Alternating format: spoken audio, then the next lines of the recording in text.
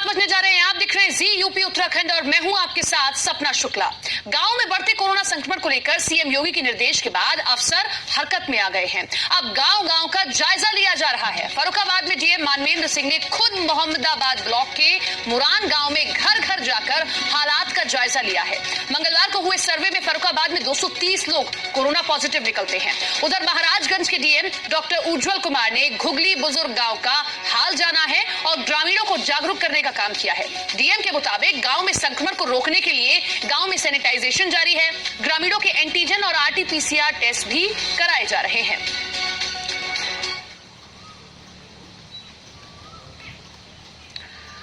हम आपको दो तस्वीरें दिखा रहे हैं। एक तस्वीर आप देख सकते हैं कि फर्रुखाबाद की है, जहां पर डीएम खुद गांव में पहुंचते हैं, कैसे हालात है, कैसे टेस्टिंग की जा रही है, लोगों को जागरूक करने का काम उन्होंने खुद किया है। और दूसरी तस्वीर आप महाराजगंज की देख रहे हैं। यहां पर भी खुद जिलाधिकारी जाते हैं, गांव का मुआयना करते हैं, टेस्टिंग कैसे की जा रही है, लोगों को कैसे जागरूक किया जाए, तमाम व्यवस्थाओं को वो खुद देखते हैं। और ये सब तब है जब सूबे के मुखिया योगी आदित्यनाथ ने ये आदेश दिए, क्योंकि गांव-गांव तक कोरोना संक्रमण दस्तक दे चुका है। लिहाजा बहुत जरूरी है कि गांव के लोगों को संक्रमण से बचाया जाए। इसीलिए ये मुख्यमंत्री की पहल पर हम देख रहे हैं कि जिलाधिकारी अपने-अपने जिलों के गांव में जा रहे हैं और इस तरीके से निरीक्षण कर रहे हैं, क्योंकि ये मूल मंत्र खुद मुख्यमंत्री की ओर से दिया गया कि टेस्ट, ट्रेसिंग और ट्रीटमेंट, इस पर ध्यान दिया जाएगा, तभी हम संक्रमण की चेन को तोड़ सकते हैं। तो गांव-गांव में अब टेस्ट हो रहा है। अगर कोई पॉजिटिव निकलता है तो ट्रेस कर लिया जाता है, उसके कॉन्टैक्ट ट्रेस किए जाते हैं और उसके बाद में उसका ट्रीटमेंट किया जाता है,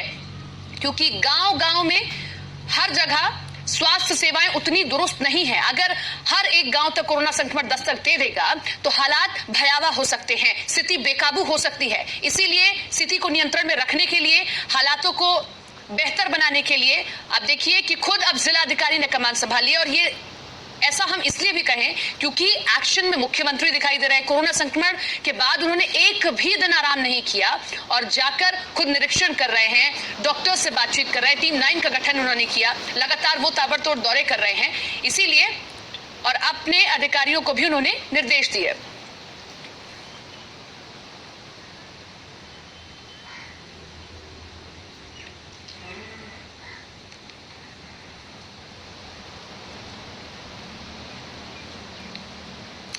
तो किस तरीके से अधिकारी गांव-गांव जाकर जायजा ले रहे हैं, हमारे साथ हमारे सभी सहयोगी जुड़ रहे हैं, उनका रुख कर लेते हैं। लखनऊ सबसे पहले चलते हैं। शुभम पांडे हमारे साथ, हमारे सहयोगी यहां से जुड़ रहे हैं। शुभम, हमने देखा कि मुख्यमंत्री खुद निर्देश देते हैं, जिसके बाद अब जिलाधिकारी हरकत में आए और अपने गांव में जाकर, अपने जिलों के गांव में जाकर टेस्टिंग, ट्रीटमेंट कैसे हो रहा है, ट्रेसिंग कैसे हो रही है, इस पर ध्यान दे रहे हैं। जी बिल्कुल सपना, जैसा कि आपको पता है कि बीते दिनों उत्तर प्रदेश में कोरोना संक्रमित मरीजों की संख्या काफी तेजी से बढ़ी थी। इसके बाद तमाम स्वास्थ्य व्यवस्थाओं पर, स्वास्थ्य विभाग पर तमाम तरह के सवाल खड़े हो रहे थे। इसके बाद मुख्यमंत्री ने इस पूरे मामले की कमान खुद संभाली। हालांकि इस दौरान वो कोरोना संक्रमित भी रहे, लेकिन इस दौरान लगातार उन्होंने कोरोना संक्रमित मरीजों को कैसे ट्रीटमेंट मिले, इसको लेकर के तमाम तरह की योजनाएं बनाई। इसके बाद टीम 11 के बाद उन्होंने टीम 9 का गठन किया, जिसमें सर्वप्रथम कोरोना संक्रमित मरीजों को कैसे इलाज मिल पाए, इसके लिए एक प्रारूप तय किया गया, जिसमें टेस्टिंग, ट्रैकिंग और ट्रीटमेंट का फॉर्मूला तैयार किया गया, जिससे कि लगातार कोरोना संक्रमित मरीजों को सबसे पहले जांचा जा सके, उसके बाद उचित इलाज भी मिल पाए। इसको लेकर के एक तमाम बेहतरीन योजना बनाई गई, जिसके बाद अब आने जल्दी देखा जा रहा है कि कोरोना संक्रमित मरीजों की संख्या पर लगाम लग पाई है। लेकिन इसके बाद चुनौती अब यहीं खत्म नहीं होती। मुख्यमंत्री योगी आदित्यनाथ के द्वारा गांव में कोरोना संक्रमित मरीजों की संख्या बढ़ने की जानकारी उनको मिली है। इसके बाद से अब एक नई तरीके की योजना लाई जा रही है, जिसके तहत उत्तर प्रदेश के सभी जिलों को, सीएमओ व जिला अधिकारियों को यह जानकारी दी गई है कि गांवों में खास तौर से ध्यान देते हुए वहां पर एक ऐसी योजना बनाए जिससे कि ज्यादा से ज्यादा लोगों की, कोरोना संक्रमित लोगों को इलाज मिल पाए और कोरोना संदिग्धों की जांच हो पाए, जिससे कि समय और जरूरत भी है, क्योंकि शहर में हम आराम से लोगों को जागरूक कर सकते हैं, लोगों तक चीजें पहुंचा सकते हैं, लेकिन गांव में चीजों को पहुंचाना, स्वास्थ्य सेवाओं को पहुंचाना बहुत मुश्किल हो जाएगा। इसीलिए जरूरत है कि लोगों को जागरूक किया जाए। वाराणसी चलते हैं। विशांत श्रीवास्तव हमारे साथ, हमारे सहयोगी यहां से बने हुए हैं। विशांत, अगर हम वाराणसी की बात करते हैं, बनारस की बात करते हैं, यहाँ बहुत सारा इलाका गांव का ही है। ऐसे में हर एक शख्स को जागरूक करना, क्योंकि गांव के लोगों के अंदर अभी भी यह भावना है कि कोरोना जरूरी नहीं है कि कोरोना ही हो, अगर बुखार आ रहा है, खांसी है, तो ऐसे में जागरूकता इन इलाकों में फैलाना सबसे बड़ी चुनौती है प्रशासन की। जी जी सपना, मैं आपको बताऊं जिस तरीके से हमने दूसरी वेव का लहर, उसका कहर हमने शहरी इलाकों में देखा है, उससे साफ है कि ये कितना खतरनाक है। हालांकि जो विशेषज्ञ हैं वो ये मान रहे हैं कि शहरी इलाकों में जो एक इसका पीक पॉइंट था वो अब जा चुका है, लेकिन अभी गांवों में खतरा लगातार बना हुआ है क्योंकि कोरोना की दूसरी वेव वहां दस्तक दे चुकी है। इसको लेकर दो दिन पहले सीएम योगी आदित्यनाथ का वाराणसी में दौरा हुआ था। उन्होंने समीक्षा बैठक की थी, वाराणसी मंडल के तमाम अधिकारियों से बात की थी और स्पष्ट संदेश था कि गाँव में पर्याप्त जो सुविधाएं है वो मुहैया की जाए।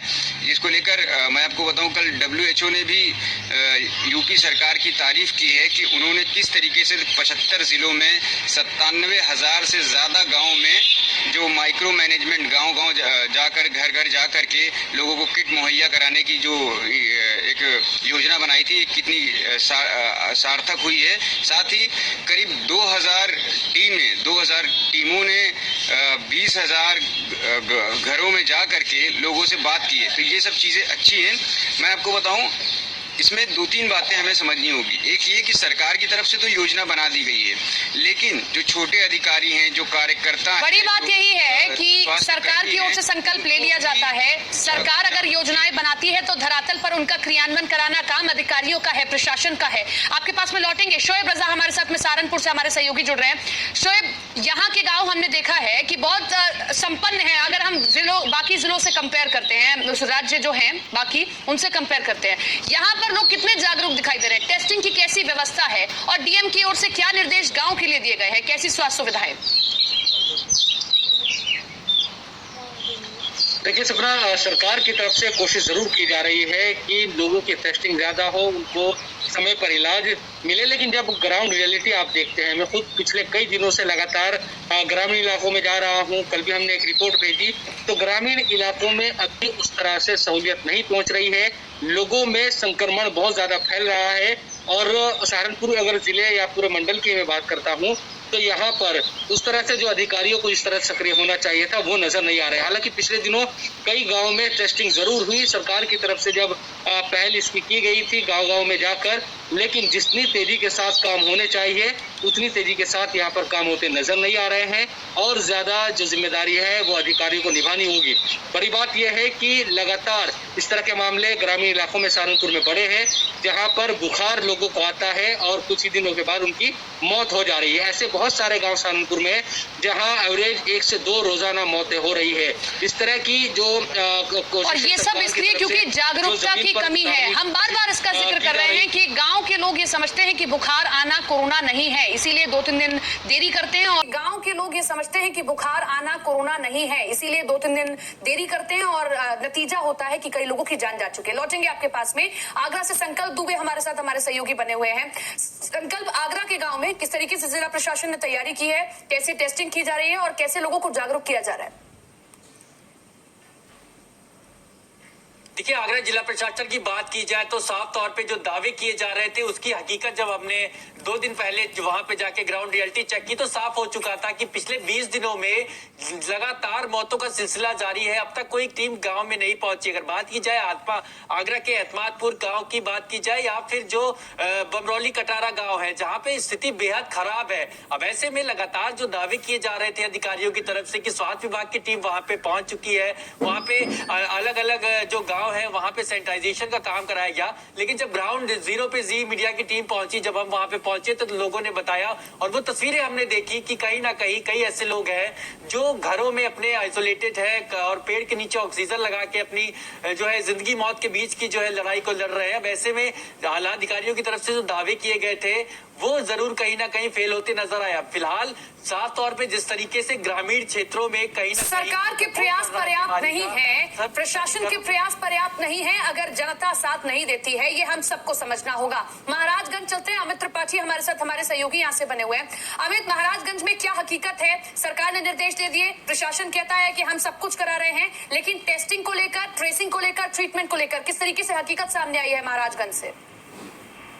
जी बिल्कुल, मैं आपको बता दूं, जिस तरह से पिछली पंचायत चुनाव बीतने के बाद जो कोरोना संक्रमण है वो गांव में फैला हुआ है, उसको देखते हुए जिलाधिकारी डॉक्टर उत्तम कुमार कल घुगली बुजुर्ग गांव जाते हैं अपने साथ टीम के साथ और वहां पर लोगों को कोरोना के प्रति जागरूक करते हैं, लोगों को दवाइयां वितरित करते हैं। तो कहीं नहीं कह सकते हैं कि मुख्यमंत्री के आदेश के बाद जिलाधिकारी एक्टिव हुए हैं और अब गांव में दौरा कर रहे हैं और लोगों को स्वास्थ्य के बारे में और कोरोना के प्रति जागरूक कर रहे हैं। लेकिन कह सकते हैं कि अभी भी जिस हिसाब से गांव में कोरोना का संक्रमण फैला हुआ है उस हिसाब से ना कोरोना की जांच हो रही है, ना लोगों तक दवाइयां पहुंच पा रही है। तो कहीं ना कहीं कह सकते हैं क्योंकि गांव में बहुत तेजी से संक्रमण बढ़ चुका है त्रिस्तरीय पंचायत चुनाव के बाद, तो जिलाधिकारी और जो भी स्वास्थ्य टीम है उनको और एक्टिव होना पड़ेगा, तभी हम गांव में बढ़ते हुए संक्रमण को रोक सकते हैं। जिस तरह जिलाधिकारी कल निश्चित तौर पर सरकार की ओर से आदेश दे दिए गए तो जिम्मेदारी प्रशासन की बनती है कि उन आदेशों का क्रियान्वयन कैसे किया जाएगा, और इसी के साथ में हम सब की भी जिम्मेदारी बनती है कि कैसे